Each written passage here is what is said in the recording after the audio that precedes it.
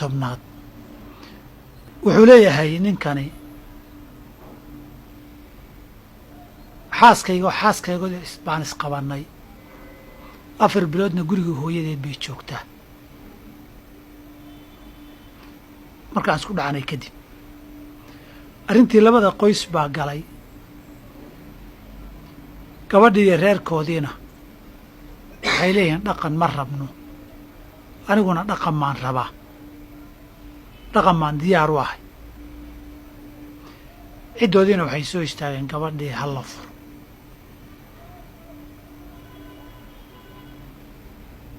aniguna ma furayo ama ma doonayo inaan furo oo dil iyo dhimasho ayaan ka xigaa dil ayaan ka xigaa ama inaan dhinto wax culaysahna iguma qabto marka sheekh waan rafaadsanahay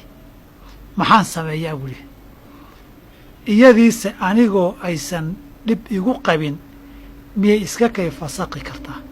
waxaan rabaa masalada inaan idhaahdo waa masale qadaa iyo xukum u baahan marka hore u baahan fabcathu xakaman min ahlihi wa xakaman min ahliha in yuriidaa islaaxan yuwafiq illaahu baynahuma labada dhinac dad ka socdoo daacadka ah arrintana qiimeeya reerku ma dhaqmi karaa yay u baahantay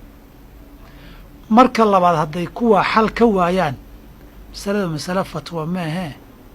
in dhib laguu qabay aan laguu qabin markii dhinaca kale la dhegaystaa la garan karaa masale qaado inay tagto u baahan weeye iyadoo hadday diido anoon doonaynin ma la fasaqi karaa nacam mararka qaarkood laakiin qaadigaa qiimaynaya inaan dhib lagugu qabinna aduu intaad dareensan tahay keliyana kuma xirna keliya uma baahna reerku inuu dhaqmo nabig alai sl slam gabar baa u timid waxay tii rasuulka ilahi ninkii hebel la yihahdo ninkeediya diintiisa waxba kama sheegayo dabeecadna waxba kama sheegayo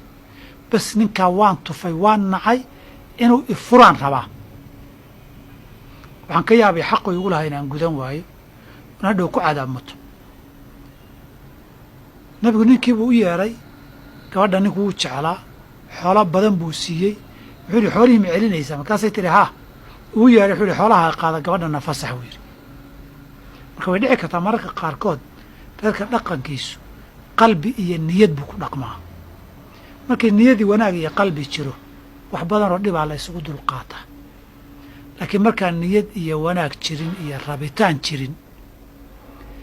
macaanku kharaar buu noqdaa nabadduna colaad bay noqotaa ilaahina reerka wuxuu ku tilmaamay wajacala baynakum mawaddatan isjacayl iyo israbitaan iyo waraxmatan isu naxariis haddii labadii laga waaya meesha nolosha qoysku ma noqoto jajuub iyo deqooley qoorqabad biyo kuma cabta haddii la yidhi hadday shimbiri qasab wax ku cabbi weyday qof bini aadama waa ka sii mudan yahay xaaladdiinna waxaa qiimayn kara qaadi dacwadda qaadi geeya wuxuu idinku kala xukumana qaata saylka 12 wuxuu leeyahay